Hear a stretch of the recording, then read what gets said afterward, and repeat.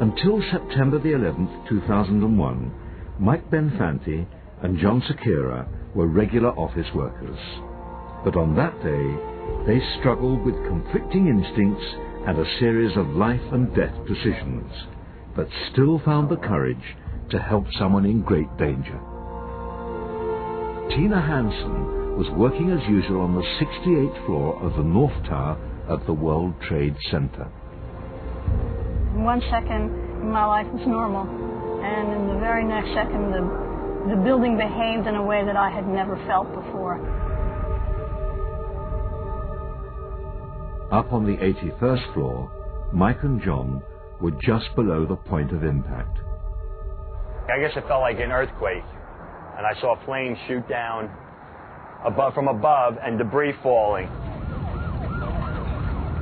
We looked out the window and saw some pretty horrible things, saw some, I guess, maybe some bodies and clothes and things.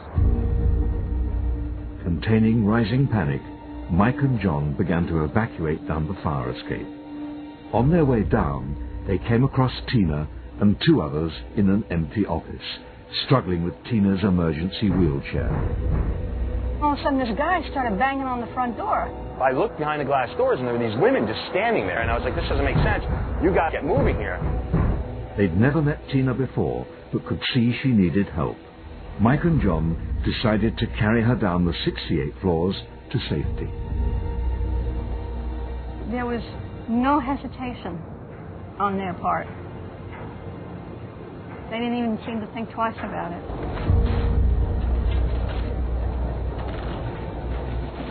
Putting aside their own need to escape, Mike and John chose instead to help Tina and get her out of danger. You don't know what's going through your mind. You're not thinking, okay, I'm going to be carrying this person down 68 flights. It was just instinct. I mean, it was just reaction. Mike and John carried Tina down flight after flight. Then, almost an hour into the grueling descent, a fireman offered them a chance to leave Tina at an evacuation station on the 18th floor. My first reaction was to agree to that. But before I could get the words out of my mouth, Michael said, no, we've come this far, we're going to take it all the way. I looked at John, and John looked at me, and he's like, all right, let's, we're not letting go. And we did it. I went along with his instinct, even though mine was different. I would have waited on the 18th floor. And I probably would not have gotten out in time.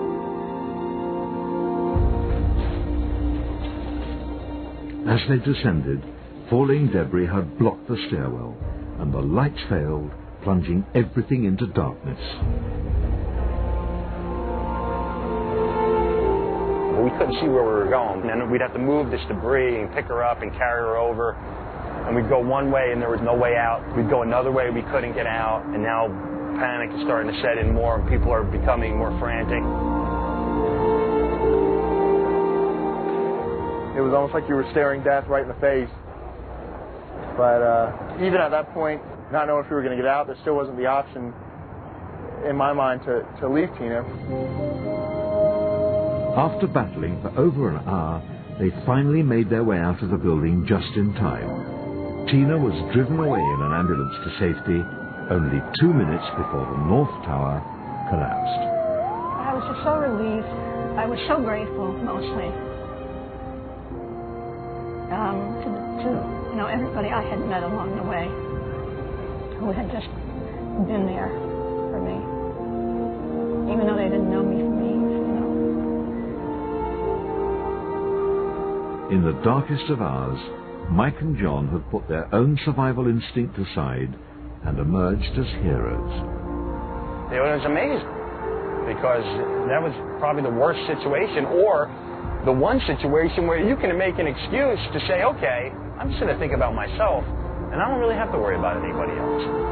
But that's not what happened. I could have been another victim of other human beings who were carrying out mass murder on that day.